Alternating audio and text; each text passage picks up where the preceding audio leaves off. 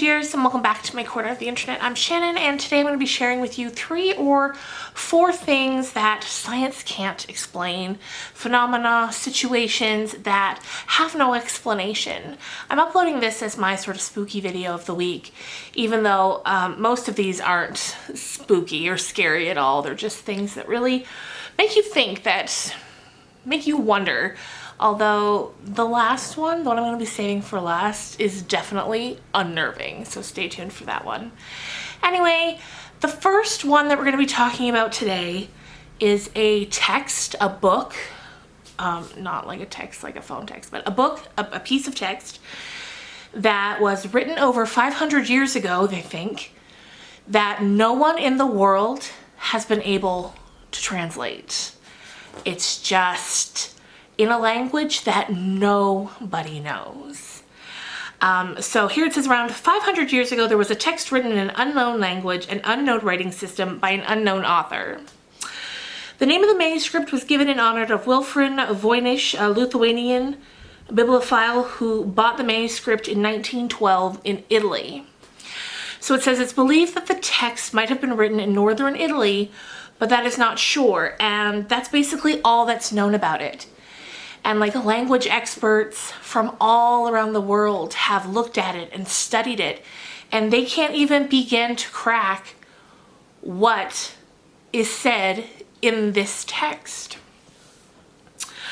So yeah, it says many cryptographers and codebreakers from World War II and World War I worked on the manuscript, but nobody managed to find out what history facts the text holds. You might think, so there was a theory for a little while going around that maybe it was just written as a joke in order to confuse people, but there's over 270 pages. So that would be a lot of dedication to one joke, just a lot of dedication. So it doesn't really seem like that's a possibility, that it was just written as a joke, because no one's gonna spend that much time doing that. So recently there's been a theory going around that the manuscript is a medical book dedicated to women's health. But that's as far as they can get. They have no idea what it says, who it was written by, or why nobody can figure out what language it's in. And that is crazy to me. That's wild. I love, as a book lover, of course, as you know, I absolutely adore books. Reading them, writing them, just sitting around them. I just love books. And yeah, that's such an interesting thing to think of. Where did it come from? Who wrote it? These are the questions that we'll probably never have the answers to. Next up is a phenomena that no doubt you're familiar with, because I'm sure we've all heard of it, and that is the mind-body connection, or more commonly known, the placebo effect. And this is one that every so often, this will come into my mind, and it's just amazing to think of. It's just amazing. And it goes to show you that the power of intention and your beliefs, the way that your beliefs can affect your body, madness. I love that so much. It's such a beautiful thing. So if you're unfamiliar, the placebo effect is if a doctor, or whoever, if a doctor gives you a medicine and tells you that it's a medicine for whatever's ailing you, you are going to believe that he's giving you the medicine. You're going to believe that it's going to work for you. And studies have been done for this, where some people in the study are given the actual medicine, and then some people in the study are just given a sugar pill. And the results of the two groups tend to be the same. So the people who are given the sugar pill are cured as often as the people who are given the actual pill. And it's said to be because if your mind believes that you've been given the drug, your body will feel the effects as though you have been. That's wild. That is wild. And wow, it just goes to show, just think of the things we could do tapping into that power. knowing that our minds can make things reality. Absolutely love that. Every time I think of it, I'm like, oh my God, that's magic. That's magic. That's magic, because you know, that's what magic is. It's using intention to create reality or a desired result. And that's exactly what the placebo effect is. That's crazy. Next up is something called the Taos. Hang on, I gotta see how I pronounce this. Taos, okay. So there's a town in New Mexico called Taos, and there's something there that's called the Taos hum. And it says here that the Taos hum has been described as a faint droning sound, similar to a diesel engine idling in the distance. It's a miserable noise for those that can hear it. It never stops. It interferes with sleep and is more noticeable at night and indoors. That's interesting, isn't it? That it's more noticeable indoors than outdoors. The hum became so bothersome to Taos residents that in 1993, locals voiced their concerns about it to Congress. A public study was conducted to examine what could be going on. Residents were interviewed and various sound detection instruments were placed around the town. The study found that only 2% of the residents reported hearing the hum. That's so interesting. I wonder what makes some people able to hear it and some people able or not able to hear it. Many affected residents could replicate the sounds they heard, but no such signals were ever detected.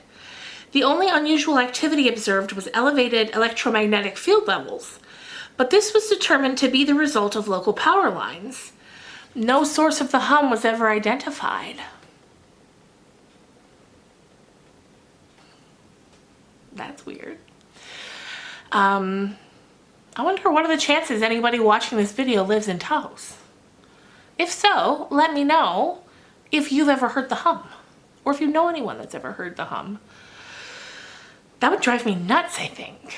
It's very interesting how we can perceive things differently, how some people can hear something that other people can't. Very interesting. It also makes me wonder, like, you know, when you look at something, like right now I'm looking at my Christmas tree, it's green. Trees are green. We all agree on that. We all agree that trees are green. But what if what I'm calling green and what you're calling green is different? Like, what if your eyes perceive green as different than my eyes perceive it? Like, what if what your eyes perceive as green, my eyes would perceive as purple or orange, you know? But yet we all agree that trees are green. We're calling it green.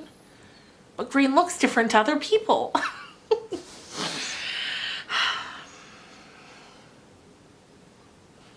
Next, the final thing that I wanted to talk to you guys about today took place in 1518. And this one is the one that I find to be the creepiest of them all. And this is about something that took place in a town called Strasbourg. And it's in France, I believe, from what I could tell. And it was called the Dancing Plague, or the Dance Epidemic. Considering what we're going through right now, this is interesting. This one definitely sounds a lot weirder. So listen to this. In 1915, a dancing plague struck Strasbourg.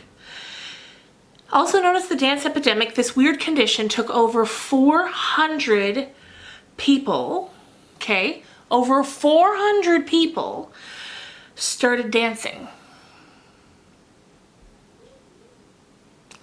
And they didn't stop until they were dead. What? So it says some of these people even died of heart attacks, exhaustion, strokes, because they just couldn't stop. So it all started in July of 1518 when one woman named Mrs. Trophy started dancing uncontrollably in the middle of town. She was later joined by 34 people, and soon after the plague spread to around 400 people. I'm laughing. It's not funny, it's horrifying, but it's just wild to think of. At one point, it would kill around 15 people a day. Doctors and authorities realized this was not caused by supernatural causes, and claimed the epidemic was due to hot blood. But instead of treating people, doctors advised them basically to dance it out and built them a wooden stage.